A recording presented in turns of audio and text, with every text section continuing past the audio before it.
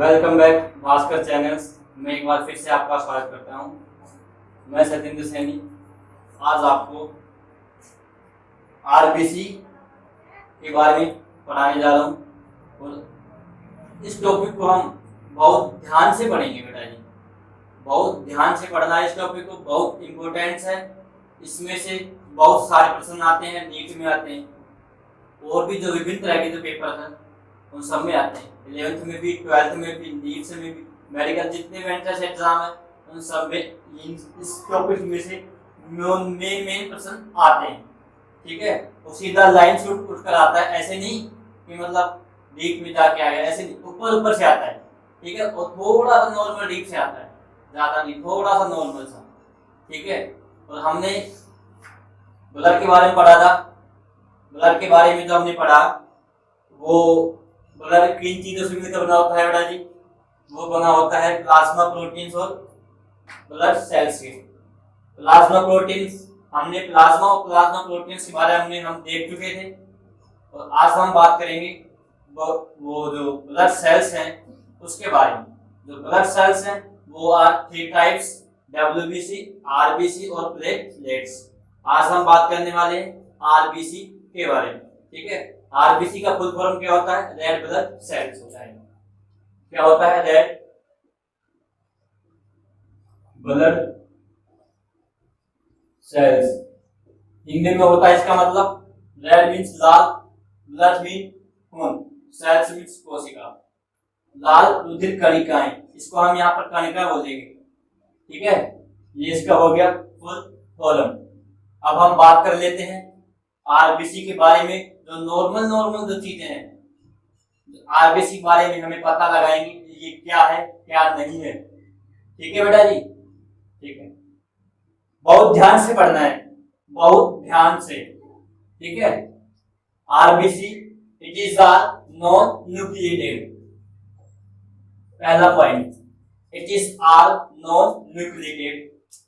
हिंदी में इसका हो गया ये बिना केंद्रक के होती हैं, मीन्स इनमें केंद्रक एब्सेंट होता है, ये केंद्रक विहीन होती है। ठीक है, इसके बाद हो गया दूसरा पॉइंट, इसको हम इरिथ्रोसाइट्स भी बोल सकते हैं। क्या तो हम इसको आरबीसी बोल दें पेपर में, क्या तो आरबीसी के नाम से आ जाए या फिर इरिथ्रोसाइट्स के नाम से आ जाए तो हम समझ जाएंगे ये आरबीसी के ही बारे में बात कर रहा है। ठीक है, इसको हम इरिथ्रोसाइट्स भी बोलते हैं। इसका जो तीसरा पॉइंट, अब जो तीसरा पॉइंट है वो होता है इसका रेड कलर। आरबीसी का कलर बेटा जी वो होता है रेड। रेड क्यों होता है? क्यों? बिकॉज इसमें आरबीसी में इसका जो रेड कलर है वो क्यों होता है? इसलिए होता है क्योंकि इसमें जो कलरिंग जो पिगमेंट है जो इसको कलर प्रदान करता है, पिगमेंट मींस वर्णक, हिंदी में इसका अर्थ हो गया, वो इसमें पाया जाता है। वो कौन सा होता है? क्या होता है? वो होता है बेटा जी हीमोग्लोबिन। ठीक है, हीमोग्लोबिन की वजह से ब्लड का जो कलर हो गया वो होता है लाल कलर का। ठीक है, अब इसके साइज के बारे में, आरबीसी का जो साइज होता है वो होता है लार्जर होता है, वो बहुत बड़ा होता है, साइज लार्जर। अब हम बात कर लेते हैं इसके नॉर्मल वैल्यूज के बारे में। इसकी जो नॉर्मल वैल्यू है वो होती है 4.5 4 से नहीं सॉरी इसकी जो नॉर्मल वैल्यू होती है वो 4 से 5.5 मिलियन पर mm क्यूब होती है। किसमें होती है? ब्लड में। ठीक है, ये जो वैल्यू है 4 से 5.5 मिलियन पर mm क्यूब इसमें हो गई ब्लड में। ठीक है, अब हम बात करते हैं एडल्ट्स में कितना होता है। एडल्ट्स मेल की बात करते हैं। ठीक है, एडल्ट्स मेल्स में 5 मिलियन पर mm क्यूब होती है।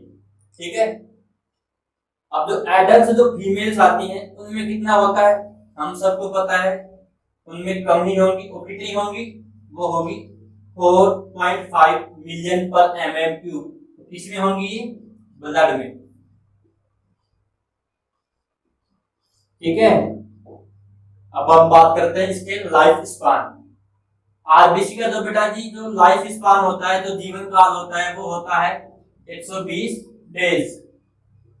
आरबीसी हमारे ब्लड में, हमारे शरीर में ये मात्र 120 दिन तक जीवित रहती हैं। उसके बाद ये हमने पहले बताया था स्प्लीन में जाके ये डिस्ट्रॉय हो जाती है आरबीसी को।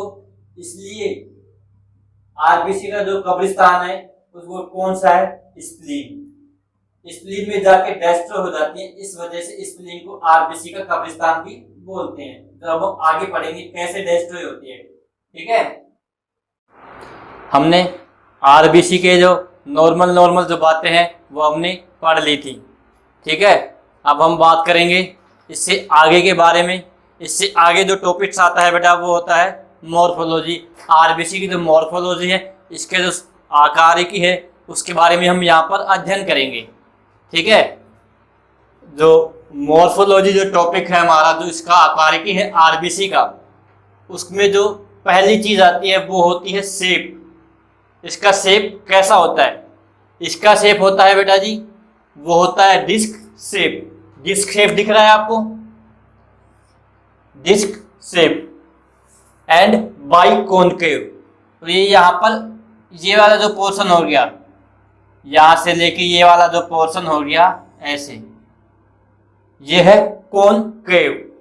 ठीक है, ये कॉनकेव हो गया, ये वाला साइज कॉनकेव, ये कॉन्वेक्स, ये कॉनकेव, ये कॉन्वेक्स। ठीक है, ये होगी डिस्क शेप। जो ऊपर का जो पोर्शन है वो हो गया डिस्क शेप। इसके बाद हम, ये है कॉनकेव। इसको हमने यहाँ पर बाइकॉन्केव क्यों बोला?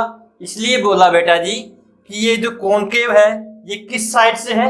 दोनों साइड से ये कॉनकेव होता है, इसलिए हमने यहाँ पर इसको बाइकॉन्केव नाम दिया है। ठीक है, ये हो गया डंबल शेप। इसको हम डंबल शेप भी बोलते हैं। आपने कभी जिम वुम गए होगे, वहां पर आपने बंडल देखा होगा। जो बंडल है वो बंडल सेम इसी तरह का होता है।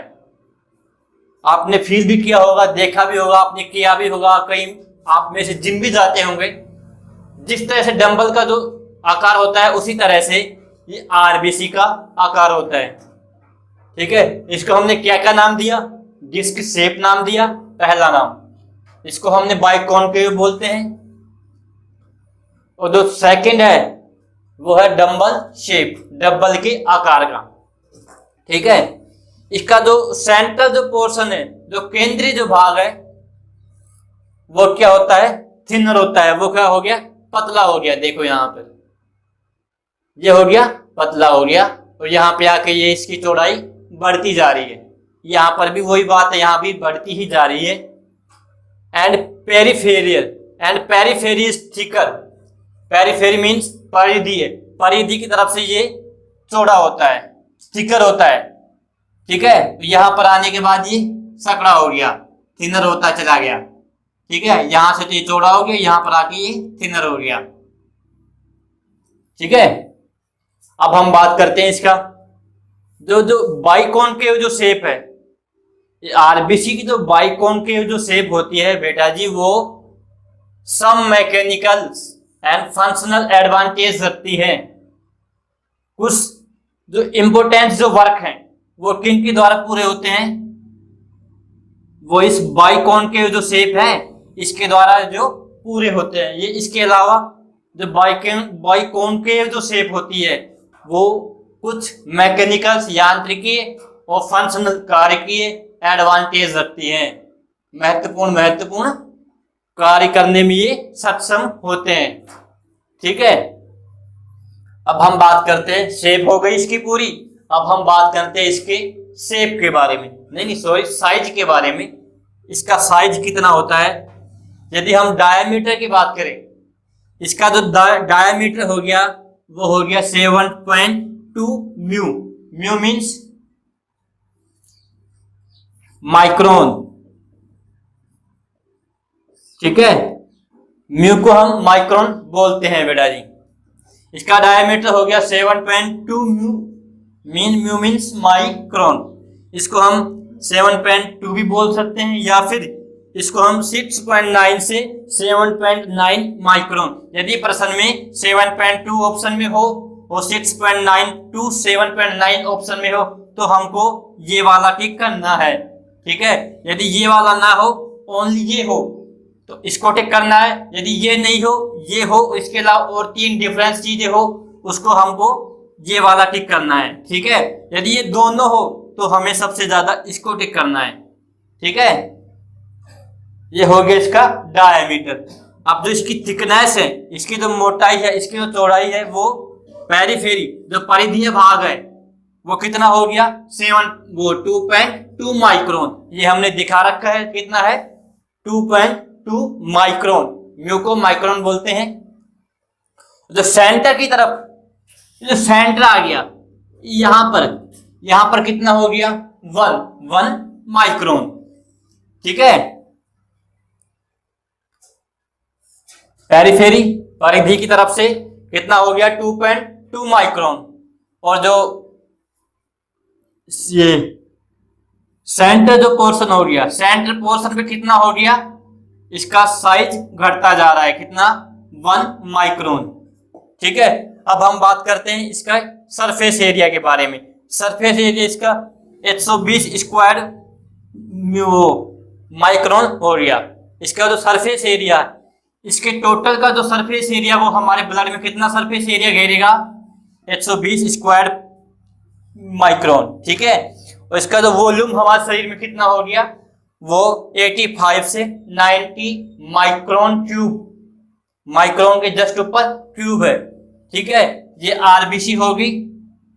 आरबीसी यहां पर आके सेंटर की तरफ से में आके बाइकॉनकेव हो जाती है और परिधि की तरफ क्या होगी डंबलाकार। ठीक है, ठीक है बेटा जी।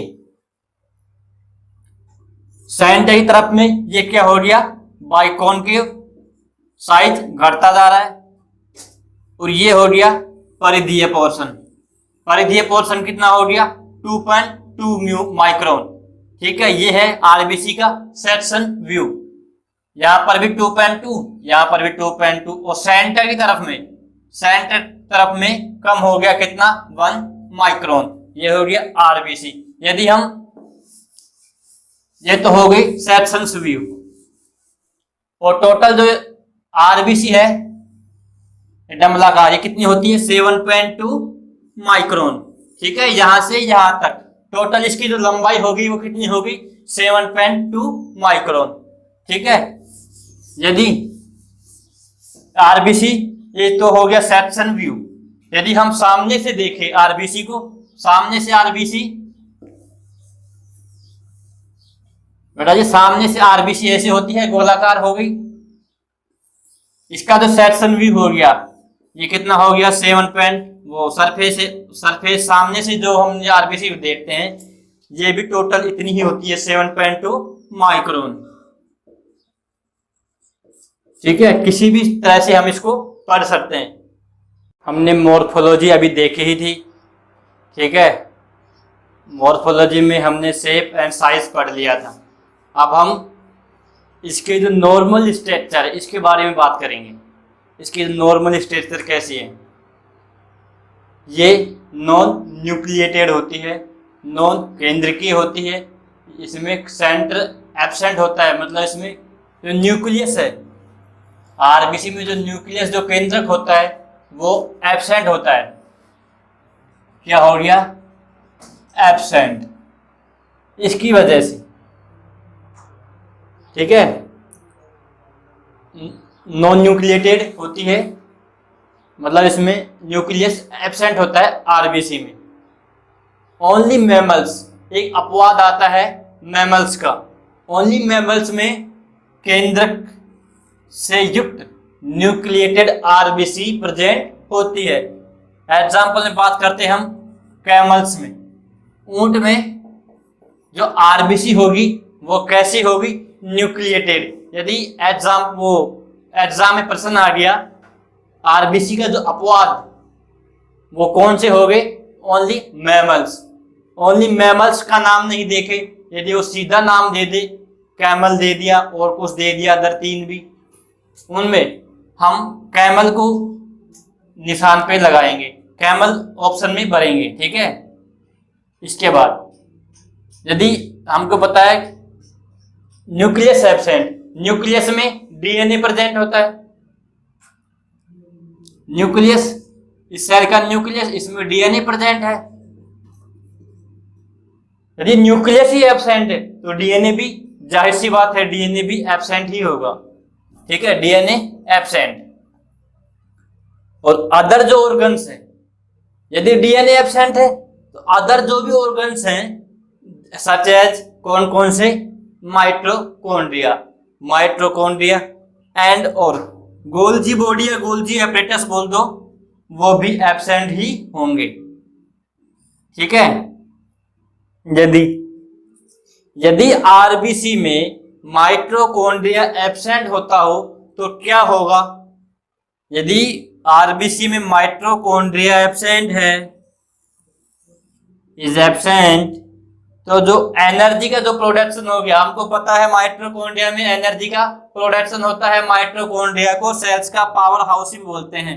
क्या बोलते हैं? पावर हाउस ऑफ सेल्स, ठीक है। माइटोकॉन्ड्रिया एब्सेंट है, इसकी वजह से एनर्जी प्रोडक्शन नहीं होगा। और किस प्रोसेस में, और किस प्रोसेस के थ्रू होता है एनर्जी प्रोडक्शन? ग्लाइकोलाइटिक प्रोसेस के थ्रू होता है, ठीक है। और जो उसके बाद जो दूसरा पॉइंट है वो आता है रेड सेल्स। यदि ग्लाइकोलाइटिक प्रोसेस नहीं होगी तो एनर्जी का प्रोडक्शन नहीं होगा। जो रेड सेल्स हैं, वो रेड सेल्स जो इंसुलिन को, जो हमारे ग्लाइकोलाइटिक जो प्रोसेस है उसमें इंसुलिन जो फैक्टर बनता है, जो इंसुलिन जो बनता है उसको अवशोषित करने के लिए आरबीसी में, रेड सेल्स में वो इंसुलिन जो रिसेप्टर है वो पिताजी एब्सेंट होंगे, ठीक है। यदि वो एब्सेंट होंगे तो इंसुलिन, जाहिर सी बात है, हमारे शरीर में इंसुलिन एब्जॉर्ब नहीं हो पाएगी, ठीक है। इसके बाद so that glucose uptake by this cell, इसलिए ग्लूकोज इस सेल के द्वारा अपटेक, ग्रहण किया जाता है, जो क्या होता है? इंसुलिन के कंट्रोल में होता है। यदि इंसुलिन ही नहीं होगा तो ग्लूकोज अपटेक नहीं कर पाएगा, ग्लूकोज, आरबीसी ग्लूकोज को ग्रहण नहीं कर पाएगी, क्योंकि इंसुलिन एब्सेंट है। इंसुलिन क्यों एब्सेंट है? इसलिए एब्सेंट है क्योंकि रेड सेल्स में इंसुलिन रिसेप्टर एब्सेंट है। इंसुलिन रिसेप्टर क्यों एब्सेंट है? इसलिए एब्सेंट है क्योंकि जो माइटोकॉन्ड्रिया में जो ग्लाइकोलाइटिक जो प्रोसेस होती है उसमें वो हो ही नहीं रही हमारे शरीर में। और क्यों नहीं हो रही? क्योंकि माइटोकॉन्ड्रिया एब्सेंट है, ठीक है बेटा जी, समझ में आया? हमने आरबीसी के बारे में मॉर्फोलॉजी में नॉर्मल शेप, नॉर्मल साइज और स्ट्रक्चर के बारे में पढ़ लिया था। अब हम बात करेंगे इसकी प्रॉपर्टीज कौन कौन सी है। आरबीसी की जो प्रॉपर्टीज होती है वो कौन कौन सी होती है? सबसे पहली होती है उसमें रोलेक्स फॉर्मेशन। रोलेक्स फॉर्मेशन कैसा होता है बेटा जी? रोलेक्स फॉर्मेशन, जैसे आपने सिक्का देखा होगा, ये कॉइन हो गया सिक्का, ठीक है। इस कॉइन के ऊपर यदि मैं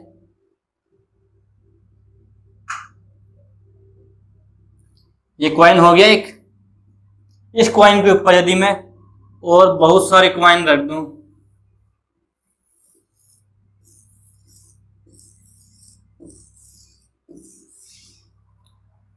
ठीक है, ये जो प्रोसेस बनेगी, ये जो चीज है, इस पूरी को हम बोलेंगे रोलेक्स।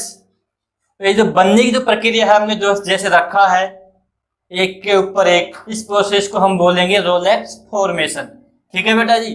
इसी तरह से जो हमारी आरबीसीज होती हैं, तो आरबीसी यदि सिक्के के ढेर की तरह हो जाए तो उस प्रोसेस को बोलेंगे हम रोलेक्स फॉर्मेशन। रोलेक्स को हम प्लूरल भी बोल सकते हैं, ठीक है। व्हेन ब्लड, यदि जब ब्लड, हमारे ब्लड जो ब्लड वेसल्स हैं जिनमें ब्लड बहता है, यदि उससे ब्लड बाहर निकल जाए, बाहर निकलने के बाद जो प्रोसेस होगी वो इस तरह की होगी, उसको हम बोलेंगे रोलेक्स फॉर्मेशन। ठीक है, जो आरबीसी है pile one above another like this pile of points. Pile का मीन्स हो गया ढेर। ठीक है, यदि ढेर की तरह, जिस तरह से ढेर होता है उसकी तरह यदि जो हमारे जो आरबीसी होती है एक पे एक जचाई जाए या आ जाए, हम आरबीसी में तो आएंगे, हम जचा नहीं सीख रहे, हम तो सीख के जचा सकते हैं। ठीक है, यदि आरबीसी अपने आप ही ब्लड वेसल से बाहर निकल के जो ब्लड बाहर आ जाता है, उसकी वजह से जो आरबीसी है वो इस तरह की जो शेप बना लेती हैं, उसको बोलते हैं हम रोलेक्स फॉर्मेशन। रोलेक्स को प्लूरल भी बोलते हैं। और ये किसके द्वारा एक्सिलरेटेड होता है, किसके द्वारा तेजी से होता है, ये जो फॉर्मेशन किसके द्वारा तेजी से होता है, ये प्लाज्मा प्रोटीन्स की वजह से तेजी से होता है, आराम आराम से नहीं होता है, तेजी से होता है। और किसकी वजह से होता है, प्लाज्मा प्रोटीन्स की वजह से। प्लाज्मा प्रोटीन के कौन कौन सी, only two types, globulins and fibrinogen. ठीक है, ये तो हो गया पहला प्रॉपर्टीज। अब हम बात करेंगे दूसरी प्रॉपर्टीज होती है उसके बारे में। दूसरी जो प्रॉपर्टीज है वो है पैक्ड सेल वॉल्यूम। इसको हम प्रॉपर्टीज बोल भी सकते हैं और नहीं भी बोल सकते। नहीं इसलिए नहीं बोल सकते बिकॉज जो पैक्ड सेल वॉल्यूम है, ये जो ब्लड होता है हमारा, ये जो हमारे जो चिकित्सीय जो परीक्षण होते हैं, जो डॉक्टर्स हमारे जो जांचें लिखता है, ये जांच का जो टाइप है वो है पीसीवी पैक्ड सेल वॉल्यूम। इसमें हम हर ब्लड में जितने भी कंपोजिशन पाए जाते हैं उनका हम एक टेस्ट ट्यूब में इनका कंपोजिशन देखते हैं, कितना क्या कंपोजिशन होता है। इस विधि है, ये पैक्ड सेल वॉल्यूम एक विधि है जिसके द्वारा हम ब्लड के कंपोजिशन के बारे में जानते हैं। इसमें कौन कौन से जो टाइप्स हैं, जैसे प्लाज्मा लेवल का, ब्लड का, ल्यूकोसाइट का, थ्रोम्बोसाइट्स का, इन चीजों का कितना कितना परसेंटेज होता है, कौन नीचे आता है, कौन ऊपर जाता है, कौन बीच में रहता है। ठीक है, पैक्ड सेल वॉल्यूम एक प्रोसेस है। ठीक है, इससे निदान नहीं कह सकते इसको, एक प्रोसेस है जिसके द्वारा हम ब्लड के कंपोनेंट्स के बारे में पता लगा सकते हैं। इस वजह से हम इसको इसकी प्रॉपर्टीज ही बोल सकते हैं।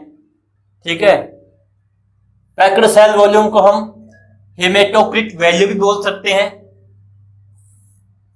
क्योंकि इसके द्वारा ब्लड में जितने भी कंपोनेंट्स हैं, इसमें हीमोग्लोबिन का जो कंपोनेंट्स हैं उसकी जो वैल्यू होती है उसके बारे में भी हम पता लगाया जाता है इसमें, इसलिए हम इसको हेमेटोक्रिट वैल्यू भी बोल सकते हैं। ठीक है, ये टोटल ब्लड का कितना परसेंट होता है, 45% इन ब्लड में 45% होता है। ठीक है, जैसे 100 ml ब्लड ले लिया, इस टेस्ट ट्यूब में 100 ml जो ब्लड ले लिया, 100 ml जो ब्लड है उसमें पैक्ड सेल वॉल्यूम की जो परसेंटेज होगी, जो वॉल्यूम का जो वैल्यू होगी, कितना परसेंट होता है, ये कितना होता है, टोटल 45% इन 100 ml ब्लड। हम यहाँ पर 100 ml ब्लड ही लेकर चल रहे हैं, बुक में और कुछ भी हो सकता है, हम एग्जाम्पल के रूप में समझा रहे हैं आपको। 100 ml ब्लड में यदि 1000 लीटर भी हो सकता था, कितना भी ले लो, उसमें जो पैक्ड सेल वॉल्यूम होगा वो 45% होगा। ठीक है, और जो प्लाज्मा का जो वॉल्यूम होगा वो कितना होगा, वो होगा 55%। 100 ml ब्लड ही लेकर चलो आप समझने के लिए। 100 ml ब्लड में प्लाज्मा वॉल्यूम कितना होगा, 55%, और जो 45% क्या हो गया, पैक्ड सेल वॉल्यूम। ठीक है, जो पैक्ड सेल वॉल्यूम में जो हो आरबीसी है ना, वो सबसे नीचे आ जाती है, सेटल डाउन हो जाती है इस प्रोसेस में। ठीक है, ये हो गई एक टेस्ट ट्यूब हो गया। टेस्ट ट्यूब में एक ब्लड ले लिया 100 ml, उसको हम इस विधि से पैक्ड सेल वॉल्यूम की जो विधि है इसके द्वारा हम देखेंगे तो जो ब्लड का जो कंपोनेंट्स होंगे वो कौन कौन से होंगे और कहाँ कहाँ पे होंगे, ब्लड का कंपोनेंट्स, इस प्रोसेस में जो अपनी जो आरबीसी होती है वो हमने पढ़ा था एक्सप्रेस हो जाती है, मतलब नीचे आके बैठ जाती है। एरिथ्रोसाइट्स में बोल सकते हैं हम, आरबीसी को हमने बताया था, वो नीचे आके बैठ गई। जो ये नीचे वाला जो लेवल हो गया वो है एरिथ्रोसाइट्स का। और कितना है ये टोटल, ये यहां से लेकर यहां तक टोटल प्लाज्मा भरा हुआ है, प्लाज्मा नहीं सॉरी, यहां से लेके और यहां तक का जो हिस्सा हो गया वो क्या है बेटा जी, इस विधि से ये है प्लाज्मा। ठीक है बेटा जी। इसके बाद जो छोटा सा जो ये बीच का जो स्पेस है, इसमें ल्यूकोसाइट एंड थ्रोम्बोसाइट्स प्रेजेंट होती हैं। वो इसके बाद जो नीचे है वो क्या है, एरिथ्रोसाइट, वो क्या होती है, सबसे ज्यादा होती है। ठीक है, ये हो गए ब्लड के कंपोनेंट्स। ठीक है, अब हमारी जो अगली क्लास होगी, जो नेक्स्ट क्लास होगी, जो नेक्स्ट क्लास होगी हम उसमें आरबीसी के बारे में हमने पूरा पढ़ा। ठीक है, पूरे पढ़ने के बाद में आरबीसी बन गए हमारे शरीर में, इसका जीवन काल देख लिया, 120 दिन हो गया। अब इसके बाद में इसका भविष्य क्या होगा, आरबीसी का भविष्य, इसके हम भविष्य के बारे में जान लेंगे नेक्स्ट क्लास में। ठीक है, जुड़े रहिए हमसे भास्कर क्लासेस। ठीक है, गुड लक।